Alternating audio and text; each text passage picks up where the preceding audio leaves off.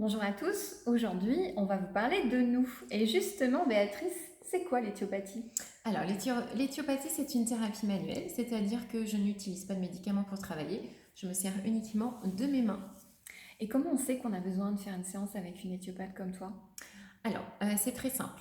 En général, au bout de 48 heures, hein, si vous avez des douleurs qui ne passent pas, il faut consulter. Pourquoi 48 heures? Parce qu'il faut faire attention aux personnes qui sont parties faire une randonnée en famille, un marathon, un footing, et qui vont avoir des courbatures pendant 48 heures, mais qui vont bien évidemment passer d'elles-mêmes. Donc, c'est pour ça que 48 heures, une douleur qui persiste, il se passe quelque chose, il doit y avoir un blocage quelque part. Donc là, réflexe, on t'appelle, on prend rendez-vous. Et Oui. donc, comment ça se passe quand on vient te voir? Alors, comment ça se passe? Vous venez dans mon cabinet. Ensemble, on va faire une anamnèse, c'est-à-dire qu'on va refaire un petit peu tout l'historique de ce qui s'est passé, l'histoire de votre corps. Je vais me servir des examens d'imagerie, radio, scanner, IRM, qui vont me permettre de voir un petit peu comment est composée la structure. Si on n'a pas, c'est pas grave, on fait sans, mais on peut toujours avoir des renseignements assez intéressants. Si on a une petite radio, un petit scanner. Pour les historiques un peu compliqués, ça peut toujours être un atout quand même. Et ensuite, une fois que l'anamnèse est faite, on passe à la manipulation. Et justement, on vient te voir pour quel problème en fait?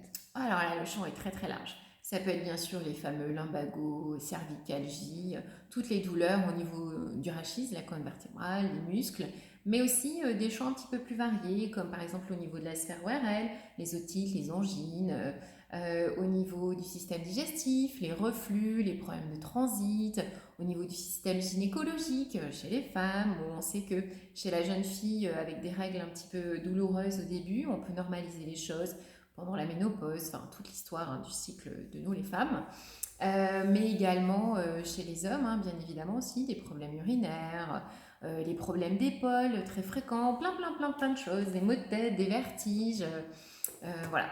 D'accord. Et il faut combien de séances? Alors ça dépend des personnes. L'objectif vraiment c'est de faire en sorte que on résout le problème et qu'après ça dure sur du long terme. Je ne vais pas du tout vous dire je veux vous voir tous les 3 mois, on fait un bilan tous les 6 mois, ça n'a pas de sens. On vient me voir quand on a vraiment un problème à régler.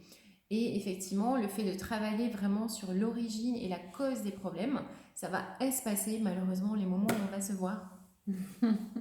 Et tu es situé où? Alors, donc, je suis située à Guichen. Alors, Guichen, où est-ce que c'est? C'est dans le sud de Rennes, à 15 minutes, 15-20 minutes. Voilà. Ok, super.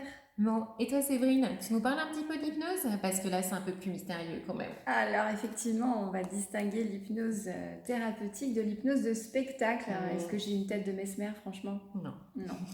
Alors je vais vous parler de l'hypnose que je pratique. L'hypnose, c'est un état naturel qu'on expérimente plusieurs fois par jour sans s'en rendre compte. Peut-être que parfois, quand tu es en train de conduire ta voiture, tu te dis, tiens, je suis déjà là. Ah ouais, ça m'arrive souvent. Eh bien, tu étais certainement en hypnose en fait. On est en hypnose quand on conduit, quand on lit, quand on regarde un film, quand on regarde son écran de téléphone portable, mais aussi quand on se réveille ou quand on s'endort. C'est un état où on est un peu entre deux. Tu sais, on est là sans être vraiment là. On est bien. On est très bien. Et pourquoi l'hypnose est utilisée en thérapie? Eh bien parce que quand on est en hypnose, on a plus facilement accès à notre inconscient. Et je ne sais pas si tu sais que notre inconscient gère plus de 80% de nos comportements. Ah, c'est beaucoup, 90%. Oui. Alors à chaque fois qu'on se dit que c'est plus fort que nous, par exemple on va arrêter de fumer mais c'est plus fort que moi j'y arrive pas, ou je grignote c'est plus fort que moi j'y arrive pas, ou je voudrais être moins stressée mais je sais pas comment faire, eh bien l'une des réponses c'est l'hypnose. Parce que quand vous allez venir me voir, je vais vous replacer dans cet état d'hypnose naturelle et pendant que vous êtes allongé sur mon canapé les yeux fermés, je vais vous raconter des histoires. Et dans ces De histoires, belles histoires. de belles histoires dans lesquelles il y a des messages cachés, des messages symboliques, parce que l'inconscient adore les symboles.